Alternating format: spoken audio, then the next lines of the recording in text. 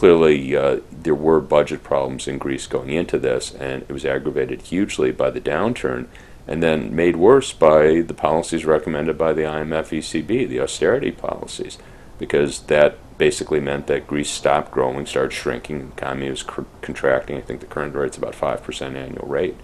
And that just makes the deficit targets that much harder to hit, because you're collecting even less tax revenue, paying out more in benefits, and going down this path of trying to get out of a debt problem, overcome it with austerity. It's almost doomed to fail, almost by definition, because you're basically the key issue here is how large is your debt relative to the economy.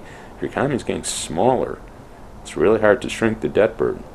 Well, I don't say it's the best solution, but one of the solutions I think should have been on the table is leaving the euro. I mean, the model here is Argentina, which was very much in a debt squeeze. It had its economy had contracted in 98 to 2001, and they were trying to get their deficits down, this again under the instigation of the IMF, and things just kept getting worse and worse and worse, and finally their government was losing all legitimacy. They couldn't impose further austerity. It basically collapsed, and they ended up defaulting on their debt. And also, what the other thing they did was they broke from their currency tie. Of course, they had their own currency, but it was tied to the dollar at that time, and they broke from that. They had pledged this irreversible tie, and in December of 2001, they broke from that, and that did create a crisis. For about 3 months, the economy was in a free fall.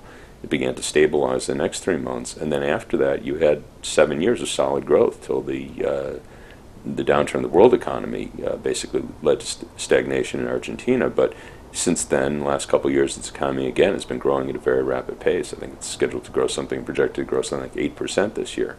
So that's one route, not an easy one. I mean, I wouldn't say you necessarily would want to do that, but it's certainly, if the alternative is 10 years of austerity, high unemployment, falling wages, something that people, I would think, would want to consider. Greece needs more spending rather than less, in the sense that you need to spend more on your education so that you could be at the top of Europe rather than near the bottom.